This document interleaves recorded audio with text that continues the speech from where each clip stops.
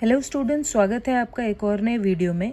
आज हम line by line explanation देखेंगे night of the scorpion poem का। ये पोएम निसिम एज़ेकिएल ने लिखी है। निसिम एज़ेकिएल एक इंडियन जूइश पोएट थे, एक्टर, प्ले राइट यानी वो ड्रामास भी लिखते थे, editor and art critic. He was a fundamental figure in post colonial India's literary history, specifically for Indian writings of a wider range. तो इन्होंने अपनी लाइफ में बहुत सारे चीज़ें इन्होंने लिखी और पोस्ट कॉलोनियल इंडिया में, यानी कि जब इंडिया ब्रिटिश से छुटकारा पा लिया इंडिया ने, तब उनकी राइटिंग्स को काफ़ी ज़्यादा महत्व मिला और ये एक काफ़ी इम्पॉर्टेंट राइटर हैं इंडिया के। The poem depicts the selfless love of a mother. तो ये जो पूरी पोएम है, इस पोएम में एक माँ अपने बच्चों के लिए क्या क्या सैक्रिफाइस करती है, और जब उसे एक बिच्छू काट लेता है, एक स्कॉर्पियन बाइट कर लेता है, तब भी कैसे वो बस अपने बच्चे के बारे में ही सोच रही है, ऐसा इस पोएम में बताया गया है। तो चलिए हम लोग पोएम को स्टार्ट करते हैं और समझने की कोशिश करते हैं कि पोएम में क्या बताया गया है। I remember the night my mother was stung by a scorpion. तो पोएट को अच्छे तरीके से याद है वो रात जब उनकी मम्मी को एक बिच्छू ने काट लिया था, स्कॉर्पियन ने काट लिया था। 10 hours of steady rain had driven him to crawl beneath a sack of rice। तो 10 घंटे से लगातार बारिश हो रही थी, और जब ऐसी बारिश होती है तो जो रेप्टाइल्स होते हैं, जैसे कि स्नेक वगैरह या इंसेक्ट्स होते हैं और स्कॉर्पियंस होते हैं, बिच्छू होते हैं, ये यहाँ वहाँ छुप जाते हैं। तो उसी तरीके से वो बिच्छू भी एक चावल के बोरे के नीचे छुप गया था, बीनीथ यानी कि नीचे। Parting with his poison. अब देखो स्कॉर्पियन ने क्या किया, उसने अपना पॉइजन छोड़ा। कैसे? उसने पोएट की मम्मी को स्टिंग कर लिया, अपना डंक मार दिया अपनी पूंछ में। उसकी जो पूंछ में डंक होता है, वो डंक उसने पोएट की मम्मी को मार दिया। Flash of diabolic tail in the dark room. और फिर तेज़ी से, फ्लैश यानी एकदम तेज़ी से, वो अपनी टेल के साथ उस डार्क रूम से भागा। डायबोलिक का क्या मतलब हुआ, देखिए यहाँ पे मीनिंग दिया हुआ है। Diabolic having the qualities of devil और विकेड, यानी वो बहुत ही बुरा था, विकेड था। वैसे ही जैसे एक राक्षस या डेविल होता है, शैतान होता है, तो उसकी जो टेल है वो कैसी है, डायबोलिक है। यानी वो खुद भी कैसा है, वो डायबोलिक है, यानी कि शैतान है। तो वो शैतान डार्क रूम से बाहर गया, और कहाँ पर गया, फिर से बाहर बारिश में कहीं चला गया। ही रिस्क द रेन अगेन। तो हुआ क्या कि जैसे ही पोएट की मम्मी ने उस चावल के बोरे को उस जगह से हटाया, वैसे ही उस स्कॉर्पियन ने पोएट की मम्मी को अपना डंक मार दिया। अब देखिए जैसे ही स्कॉर्पियन ने डंक मारा तो पोएट की मम्मी की क्या हालत हुई। The peasants came like swarms of flies and buzzed the name of God 100 times to paralyse the evil one. तो अब जब पोएट की मम्मी को बहुत दर्द होने लगा, वो डंक मारने की वजह से जब वो जहर उनकी बॉडी में चढ़ा और बहुत दर्द होने लगा, तो आसपास जितने भी फार्मर्स रहते थे, पीजेंट्स यानी फार्मर्स, वो बहुत सारे फार्मर्स उनके घर में इकट्ठा हो गए, वैसे ही जैसे बहुत सारी मक्खियाँ आ जाती हैं। तो यहाँ पे पीजेंट्स को कंपेयर किया है फ्लाइज के साथ।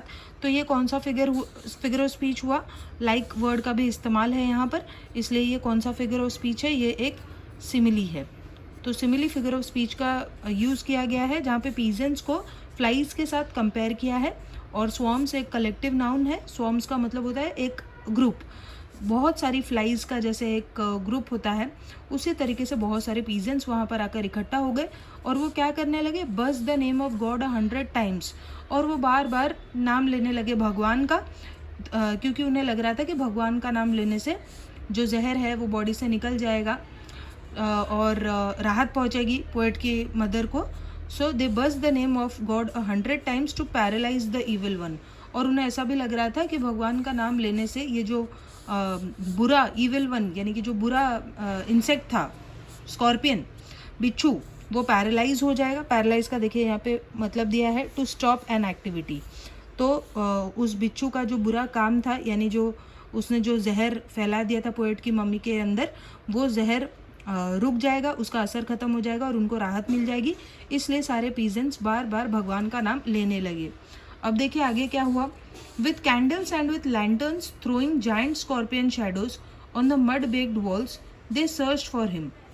तो अपने हाथों में वो बहुत सारी मोमबत्तियाँ लाए थे और लालटेन वगैरह लाए थे, लैंटर्न्स लाए थे, और उन कैंडल्स और लालटेन की मदद से वो लोग उस स्कॉर्पियन को उस पूरे कमरे में तलाश करने लगे, सर्च करने लगे और देखने लगे कि वो कहाँ गया है।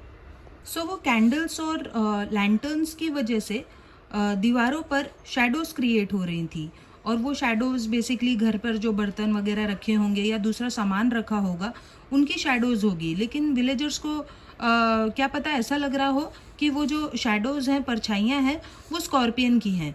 तो वो हर जगह उस स्कॉर्पियन को तलाश कर रहे थे, बट वो नहीं मिला। He was not found. They click their tongues, और फिर वो ऐसे करने लगे, मतलब अरे ये नहीं मिला, मिल जाता तो अच्छा होता, लेकिन वो नहीं मिला, स्कॉर्पियन नहीं मिला। With every movement that the scorpion made his poison moved in mother's blood, they said. तो वो क्या सोचने लगे और क्या कहने लगे कि जैसे जैसे वो स्कॉर्पियन मूव होगा, उसका पॉइजन, उसका जहर मम्मी की बॉडी में वैसे ही मूव होगा। तो अगर वो मिल जाता और वो उसे मार देते तो अच्छा होता, लेकिन क्योंकि वो नहीं मिला है, तो जैसे जैसे वो जहाँ जहाँ घूमेगा तो उसके हर मूवमेंट के साथ उसका जहर भी मम्मी के बॉडी में, मम्मी के ब्लड में घूमेगा और मम्मी को दर्द होते रहेगा। ऐसे वो गांव वाले बोल रहे थे। मे ही सिट स्टिल, दे सेड। तो वो क्या बोलने लगे कि अगर वो मूव ना करे और चले फिरे नहीं तो अच्छा होगा, आपको दर्द कम होगा, लेकिन अगर वो चलता रहा तो आपको ऐसे ही दर्द होता रहेगा। May the sins of your previous birth be burned away tonight, they said. और क्या बोले, वो बोले कि आपको ये जो बिच्छू ने काट लिया है, ज़रूर आपने कुछ गलत काम किया होगा अपने पिछले जन्म में, प्रीवियस बर्थ में, इसलिए आपको बिच्छू ने काट लिया है। लेकिन चलो, बिच्छू ने काटा तो आपके जो सिंस है, पाप हैं, वो धुल जाएंगे, वो बर्न हो जाएंगे, जल जाएंगे, इसीलिए क्योंकि आप दर्द सहन कर रही हो, और दर्द सहन करने की वजह से पिछले जन्म के जितने भी पाप हैं वो आपके बर्न हो जाएंगे। May your suffering decrease the misfortunes of your next birth.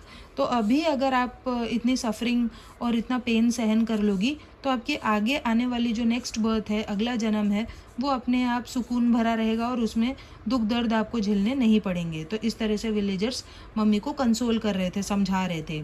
May the sum of all evil balanced in this unreal world against the sum of good become diminished by your pain. तो वो क्या कहते हैं कि may the sum of all evil, जितना भी दुनिया में बुरी चीज़ें हैं, balance in this unreal world against the sum of good become diminished by your pain. तो जितना आप दर्द सहन करोगी उससे अच्छाई की जीत होती जाएगी और बुराई हारती जाएगी दुनिया में।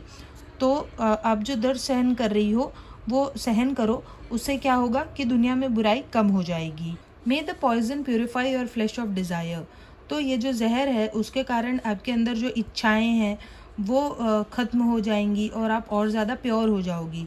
And your spirit of ambition, और जो बहुत ज़्यादा इच्छाएं हैं, डिज़ायर्स है, एम्बिशन है, वो आपके ख़त्म हो जाएंगे और आप एक प्योर सोल बन जाओगी।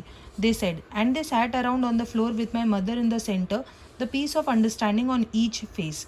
और वो मम्मी को घेर के आजू बाजू उसके बैठ गए और सभी के चेहरे पर एक अंडरस्टैंडिंग आ गई कि अब वो लोग कुछ कर तो नहीं सकते, तो बस उन्हें इंतज़ार करना होगा जहर के ख़त्म होने का। मोर कैंडल्स मोर लैंटर्न्स। तो जैसे जैसे मोमबत्तियाँ और लैंटर्न्स बुझ रही थी उनको फिर से जलाया जा रहा था और कैंडल्स लाई जा रही थी, और पड़ोसी घर के अंदर आते जा रहे थे देखने के लिए ये सब तमाशा कि कैसे मम्मी को एक बिच्छू ने काट लिया है, और इंसेक्ट्स घर के अंदर आ रहे थे और बारिश सब चली रही थी। My mother twisted through and through groaning on a mat.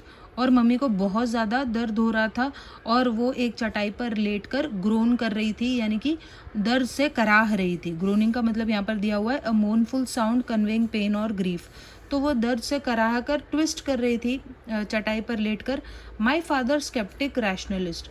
अब जो पोएट के जो फादर हैं वो गांव वालों से बिल्कुल अलग हैं। गांव वाले काफ़ी सुपरस्टिशियस थे, अंधविश्वासी थे, लेकिन जो फादर हैं वो एक स्केप्टिक हैं, वो अंधविश्वास में बिल्कुल भी यकीन नहीं करते। स्केप्टिक का यहाँ पे देखिए मीनिंग दिया है, one who doubts general believes. एक ऐसा इंसान जो अंधविश्वासों में बिलीव नहीं करता, डाउट करता है।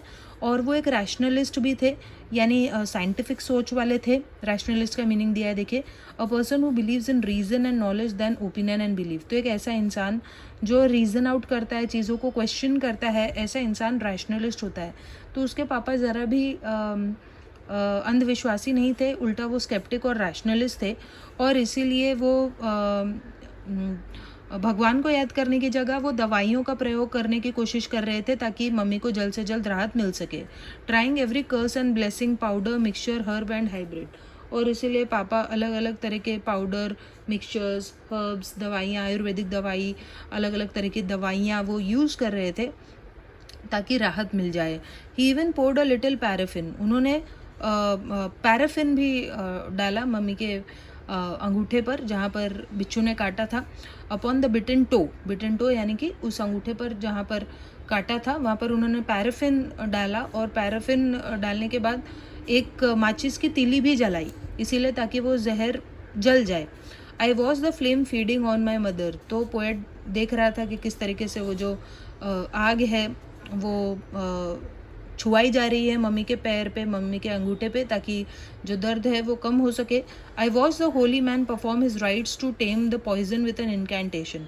इसके अलावा पोएट ने ये भी देखा कि किस तरीके से एक होली पवित्र आदमी, यानी कि कोई साधु संत टाइप का कोई आदमी था जो कुछ राइट्स कर रहा था, कुछ पूजा पाठ कर रहा था ताकि वो पॉइजन को किसी मंत्र के द्वारा निकाल सके. इनकैंटेशन यानी कि कोई मंत्र, chanting of words that claim to have magical power. तो वो मंत्रों के द्वारा भी जहर को निकालने की कोशिश कर रहा था वो जो होली मैन था.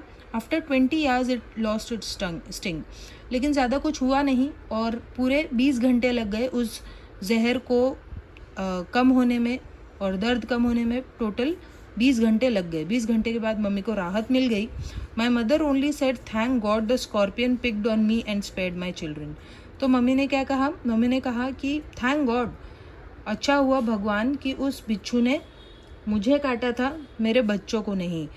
उसने मेरे बच्चों को छोड़ दिया. स्पेयर्ड माई चिल्ड्रन यानी स्पेयर करना यानी छोड़ देना. तो अच्छा हुआ उसने मुझे काटा और मेरे बच्चों को छोड़ दिया. तो इतना सब दर्द सहन करने के बाद भी मम्मी भगवान से यही प्रे करती है कि अच्छा हुआ कि उस बिच्छू ने मुझे काटा, मेरे बच्चों को नहीं काटा. तो इससे हमें पता चलता है कि एक मदर का लव कितना सेल्फलेस होता है और मम्मी कैसे हर वक्त सिर्फ अपने बच्चे के बारे में ही सोचती है, अपने बारे में नहीं. तो इस पोएम के ज़रिए पोएट ने हमें एक मदर के सेल्फलेस लव के बारे में बताने की कोशिश की है. तो ये थी पोएम. आई होप आपको समझ में आई हो, और इससे रिलेटेड कोई डाउट्स है तो आप कमेंट सेक्शन में पूछ सकते हैं. सो अब हम मिलते हैं एक नेक्स्ट पोएम के एक्सप्लेनेशन में. तब तक के लिए बाय.